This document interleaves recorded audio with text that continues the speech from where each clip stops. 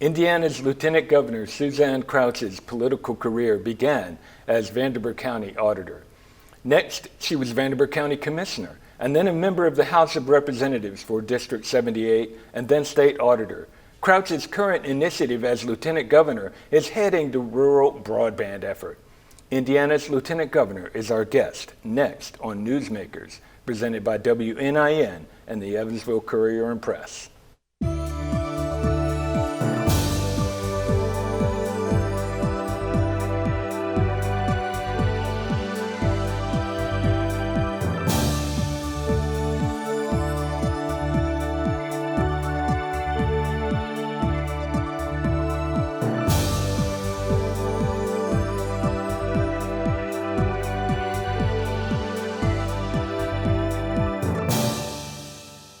A native of southwestern Indiana, Suzanne Crouch has been Lieutenant Governor for almost 5 years now. She oversees the Indiana Department of Agriculture, the Indiana Housing and Community Development Authority, the Office of Community and the Rural Affairs, and Indiana Destination Development Corporation.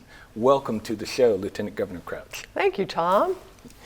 Well, so the big initiative that you're spearheading right now is to expand rural broadband in Indiana. So how is that effort going? Do you know, it's going well. As you can imagine, it's a huge effort. It started back in 2018 when Purdue University released a study. And at that time, there were about 400,000 Hoosiers that were in internet darkness. And what the study said is if we could connect all those Hoosiers over the next 20 years, that would result in an additional $12 billion to our state's economy. So Governor Holcomb and I realized that rural Indiana is our next great economic opportunity. And so in 2019, with the General Assembly's approval, we were able, to allocate and invest $100 million to connect Hoosiers throughout Indiana. In 2020, COVID hit. And all of a sudden, being connected was no longer a luxury. It was essential because workers were teleworking, students were e-learning, and healthcare was being delivered telehealth. In 2021, for the General Assembly, there were 18 bills introduced to expand broadband throughout Indiana, which really kind of spoke to how it now is a major, major priority. And so the General Assembly appropriated an additional $250 million in the budget that they passed the end of April to continue to expand broadband. And one of the bills that did pass the General Assembly was Senate Enrolled Act 377, authored by Senators Zay and Huntington. What that bill did that differentiates from what our previous programs were is in the past, under our Next Level Connections program, that empowered broadband providers to identify geographic areas that they wanted to provide service in, apply for grants, and then receiving grants, they would go in and connect Hoosiers within that geographic area. The Indiana Connectivity Program, which was established as a result of that legislation, now empowers Hoosiers to be able to reach out to the state either through a portal or a toll-free number and say either I don't have connectivity or my speed is not adequate, it's under 25.3. What we then do is we will connect and we will accumulate those addresses, and then we will approach broadband providers to provide the connection to Hoosiers within that area. We will do that on a 3-month rolling basis. That program started September 27th, and we will be looking at here in December, looking at the addresses we've connected and accumulated, and look at how we can provide service to those Hoosiers. The other portion of our broadband expansion that was passed in legislation was the subsidy program. And it will look at providing a subsidy, putting a priority on rural clinics, health clinics, or schools, or families that have students that perhaps have connectivity, the ability to connect, but can't afford to. And that program will be rolling out a little later this year.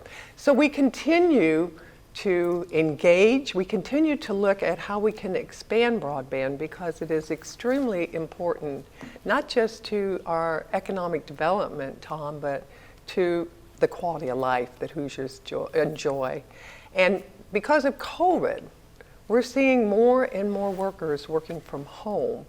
And more people will choose to live in small rural communities where they can enjoy the quality of life that they want if they have connection. It's going to be critical. And I will say that Indiana is leading the effort in terms of state dollars invested to expand broadband throughout Indiana. Of course, Vanderbilt County is really become a leader and doing some incredible things, starting back, I think, was it in 2018 when then they became, or 2019, a broadband-ready community? Vanderbilt County did. And then with the recent AT&T investment, we're seeing them actually become a leader here in the state of Indiana. Well, first of all, let me go back to the beginning of your answer. You said $12 billion, billion with a B? That's correct. Well, it sounds like COVID helped push this issue to the forefront. Absolutely. Absolutely. You're absolutely correct, because all of a sudden no one could go into an office where maybe they had connection, and people were having to be in their homes trying to go to school, trying to work, and so many of our Hoosiers, particularly in our rural areas, don't have that connectivity. We were able to provide grant money through OKRA, which is the agency I oversee that oversees the broadband expansion program. Right. And we saw a lot of communities. One that sticks out in my mind is Liberty, Indiana, had no internet connection. And they were able to take the grant money and provide connectivity in their town square, so students could actually go to the town square, sit in their cars, and do their homework. And all of a sudden that became unacceptable. It became more and more critical that we provide that connection for Hoosiers throughout Indiana. So regardless of your zip code, you are able to be connected. Interesting. Liberty had none at all. No internet connection. Speaking of COVID, in a general sense, how do you think the state has handled the pandemic? Do you know, I think that under Governor Holcomb's leadership, the state has managed to be able to keep Hoosiers safe, but also to keep our economy moving along. It has been difficult. There was no blueprint. There was no kind of rule book on how you navigate this kind of a crisis. But we, I think, did a very good job using common sense and making decisions guided by the data that was available to us. Not everyone was happy, but not everyone is going to be happy when you have an event that disrupts people's lives and causes all of us to deal with that uncertainty. Right. Indiana and most of the counties have hovered right around a 50% vaccination rate.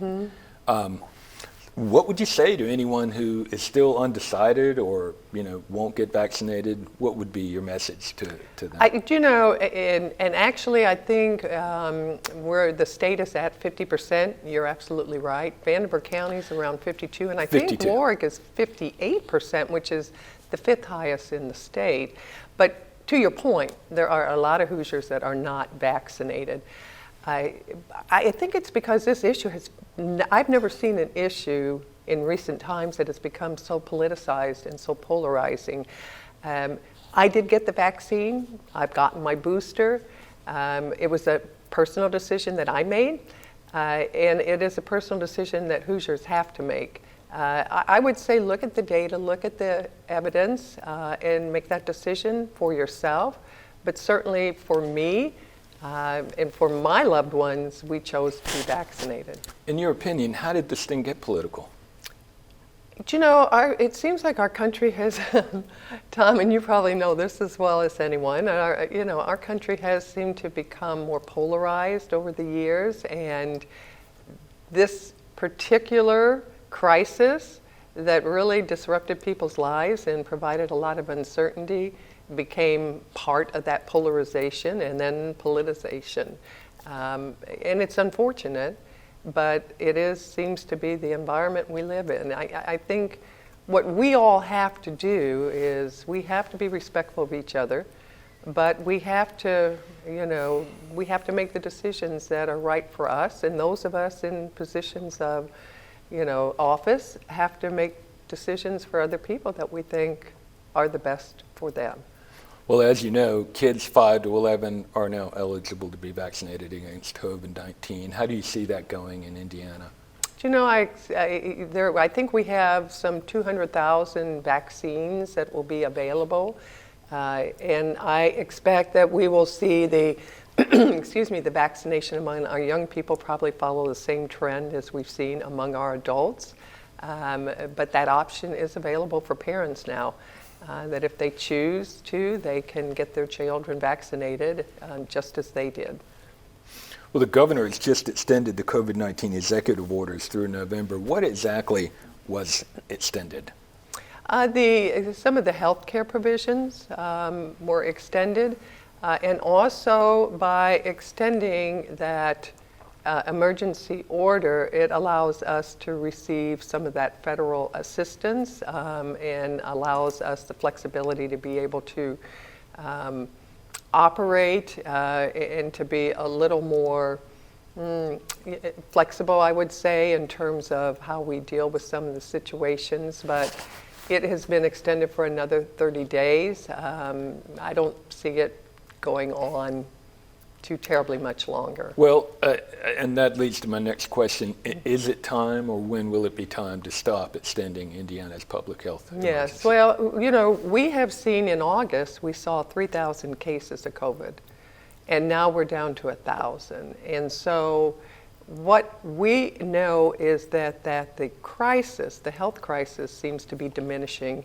I think at that point in time, the decision will be made that it's not the emergency that it used to be. So I expect it'll be ending relatively soon. Well, Governor Holcomb has asked the Indiana Supreme Court to review a lawsuit that he lost against a law that limits his emergency powers. His lawyers say that the state constitution gives only the governor the power to call special sessions of the legislature, but a judge found that the legislature has the power to schedule legislative sessions. And so what this is an ongoing court battle. Why is this worth pursuing at public expense? That's a great question, Tom. And being a former legislator, I have a different, probably, view of this issue that I'd like to share with you. When you have crisis like we've had with the pandemic, and as we already mentioned, there's no rule book. Somebody has to be in charge. Somebody has to make decisions. And in this particular case, Governor Holcomb stepped up. He made decisions to protect and to keep Hoosiers safe and keep our economy still moving along. When that happens, the balance of power between the three branches becomes disrupted. And what the General Assembly did, in my opinion, is that they looked at, well, things changed, the balance of power was disrupted. What about future crises? What about what happens if something like this happens in the future? Are there things that we need to do differently to keep that balance of power in place better, but still allow us to address the crisis? That is what I believe was the motivation. It wasn't that Governor Holcomb has done a horrible job. It wasn't that Governor Holcomb has done anything wrong. It was more the balance of power has been disrupted. So in the future, what can we do differently to be able to allow us to address these kinds of issues, but keep that balance of power in place? And quite honestly, Tom, we need the Supreme Court to weigh in and to say, yes, the governor was right, and this is the way we need to address these moving forward according to our Constitution, or the General Assembly is right, and this is what we need to do moving forward. And I think we need that clarification. Has this strained the governor's relationships with his Republican legislative allies? I don't, not to any great extent. I haven't seen that. I mean, I think most people in the General Assembly would agree with my assessment. That may not be what the public is hearing, But I think most of the General Assembly understand that this isn't, a statement on the leadership of Governor Holcomb. This is more of a clarification of how do we address these kind of emergencies and crises moving forward. So are there any initiatives that were sidelined because of COVID that you anticipate will get cranked up again? Do you know, when COVID hit, as you probably saw in local government, the state just basically kind of put everything on pause and looked at utilizing our resources and the federal resources that came in to address and respond to the COVID emergency. So there were a couple of programs that we, at least in our agency, suspended or paused and are now moving forward with. One is through the Office of Community and Rural Affairs, we were very, very instrumental and supportive of a program called Regional Stellar, and that was based upon the Regional Cities Initiative. Now Ready is taking that place, but to do it among rural communities, all right? So allowing rural communities to kind of join together in regions and apply for grants that we had through OKRA. And we put a pause on that during COVID. Now we have kind of tweaked that program, and we have what we call our HELP program, which is Hoosier Enduring Legacy Program, which allows communities to be able to apply for grants and get assistance, not just from OKRA, but OKRA has partnered with IU, Purdue, Ivy Tech, and Ball State to provide technical assistance to help these communities develop strategic plans for the future. So it's kind of those types of programs. One of my other agencies, the Destination Development Corporation, which encompasses tourism. Of course, during COVID, a lot of the programs we had were put on pause simply because the Hoosier and leisure-related, or the hospitality and leisure-related industry was probably the most immediate and hardest hit during COVID. Right. What is now taking place is Indiana is starting to be able to do a branding initiative that will probably be rolled out here after the first quarter of next year. That will allow us to kind of emerge from the COVID pandemic and identify ourselves and brand ourselves as a state. I always say, Tom, that we're humble Hoosiers. We work hard, we put our nose to the grindstone, we do what's right. We don't expect pats on the back, we don't toot our own horn, and that is really to our own detriment, because Indiana is an incredibly diverse, incredibly beautiful state, but we don't really talk about it a lot. And so we have a real opportunity to really brand ourselves and use that and the Ready grants to be able to attract talent and hold young people here, which will prepare us for the future. Well, as Lieutenant Governor, you oversee a few state agencies, is that right? That is correct. Just part of the job. Mm-hmm. You travel around the state a lot. I've got a few data points here. You oversee the Indiana Housing and Community Development Authority, as I mentioned in our intro. And this agency and the Indiana Emergency Rental Assistance Program did not spend large portions of the state's federal emergency rental assistance funds. And, while some people do argue that renters need this money, Indiana could have to return $49.3 million to the federal government, according to the U.S. Treasury Department. Can you explain the state's thinking on this?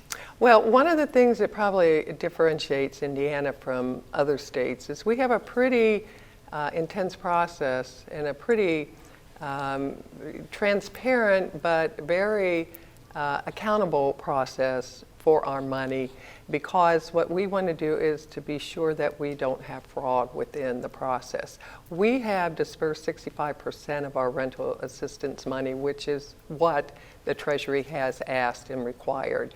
And so while we haven't dispersed 100%, we're dispersing it in a way, in a manner that we believe it is adequately and appropriately getting to Hoosiers that are in need, and continue to work with our stakeholders to tweak the process to make sure we keep improving it so that those Hoosiers that do need rental assistance and emergency help are getting it through our agency. So We feel good about where we are. We always would like to do better, but certainly we will do everything we can and work with the federal government to ensure that every dollar that has been allocated to Indiana is appropriately and accountably getting to Hoosiers.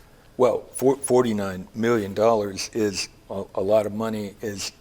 Or you're saying that could not properly be spent without concerns about fraud? Well, what we will do is everything we can, Tom, to ensure that we don't. They're saying at the point in time when they did do that report, that's what they're saying, it potentially could go back to the federal government. But we will do everything we can to ensure that every renter that needs it is actually getting that money. But let me just mention this, is that our foreclosures are down, our evictions are down from what they have been over the past 5 years. So we feel that we're getting that money to those that are applying and needing it. And perhaps, that the need is not as great as the money that we have. We will find that out and we will see, but we're doing everything we can and continue to work with our stakeholders to ensure that every Hoosier that is in need, that is applying, is getting that assistance. Let's go back to COVID for a minute. Sure. Are there any COVID relief programs that are active that some Hoosiers can still apply for? Oh my goodness, well, of course, the rental assistance, mortgage assistance payment, those programs are still out there. There are a number of programs that we made available through COVID that have since expired because that money has been expended. But certainly there are at least those programs that I mentioned that I know about, but there are probably many others that are also available. Now, do you oversee the Department of Agriculture? Yes, and they recently received a $500,000 grant for to address mental illness and mental health within the agriculture community. They are partnering with the Indiana Rural Hospitals and also with Purdue Extension to be able, starting after the first of the year, provide 23 workshops throughout Indiana to be able to within the agriculture community, to be able to share resources and information about mental health and about assistance and resources that are available for people within the agriculture community. Let me just share with you, Tom, that after the last election in 2020, which it's hard to believe it's already been a year, Governor Holcomb and I sat down and talked about what we wanted to focus on over the next 4 years above and beyond our normal duties and responsibilities. And I told him, for me, it's mental health and addiction. The human cost of this pandemic is huge, and it's going to exponentially grow for years to come. And not just the cost to our families, but the cost to our budgets, whether we're in the public or the private sector. I travel the state, have been to all 92 counties many times over.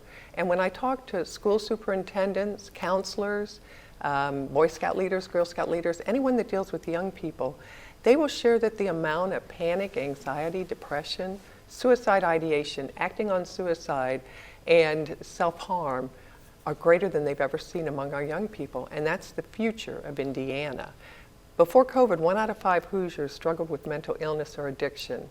And there's probably not a one of us that doesn't know someone with these challenges. And so our ability to be able to help those Hoosiers who inherited genes that predispose them to these conditions, to be able to get the resources and the help to become healthy, productive Hoosiers is a priority for me.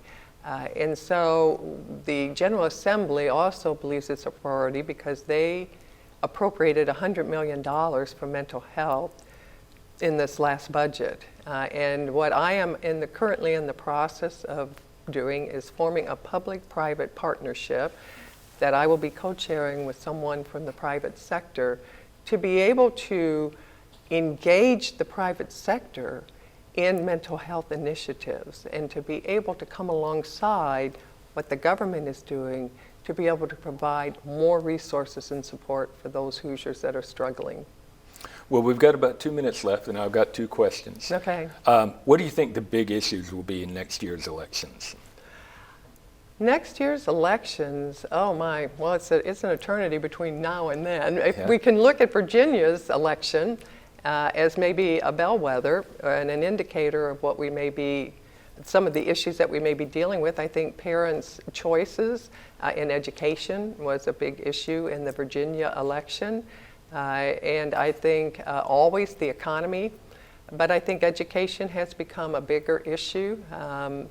As a result of a lot of, really quite honestly, as a result of students e-learning from home and parents now becoming more engaged in what their children are being taught. That has become a bigger initiative, and I think that'll probably continue to be so. You're talking about curriculum and parents' interest in it? Yes, and then their engagement in school boards and their engagement in the whole process. So I think, even though we had so many challenges with COVID, I think some good things have happened. I think there have been a number of positives, and I think people's engagement and awareness is greater than it's been before. I think it has been a period of reflection where we all have had the time to look at what's important and moving forward with the little bit of time that we have, how can we weigh in on the things that truly are important? I think that's what the next election is going to be about. So, do you have any theories as to why Indiana has not yet had a woman governor? Maybe the right woman hasn't run. Okay. Lieutenant Governor Suzanne Crouch, thank you for appearing with us today. And next week, we will talk to local experts about the national and local economic outlook as we emerge from the pandemic. How has the pandemic affected the economy? Is the future looking brighter? Will inflation affect growth? Thanks for watching Newsmakers, presented by WNIN and the Evansville Courier and Press.